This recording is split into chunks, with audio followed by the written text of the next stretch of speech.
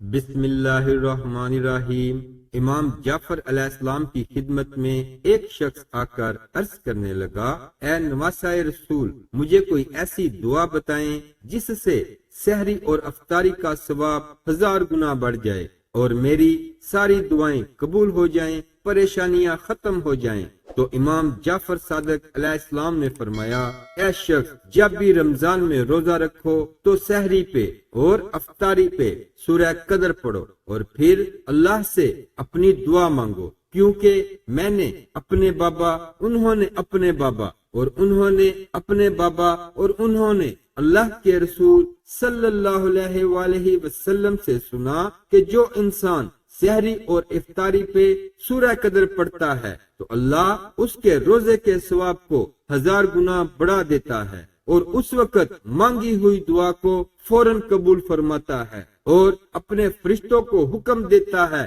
کہ اس کی زندگی سے تمام پریشانیوں کو ختم کر دو، تمام مصیبتوں کو مٹا دو اور غیب کے خزانوں سے اسے وہ عطا کر دو جو یہ اپنے لیے چاہتا ہے۔ ویڈیو اچھی لگے تو لائک کرے، ثواب کی نیت سے شیئر ضرور کریں۔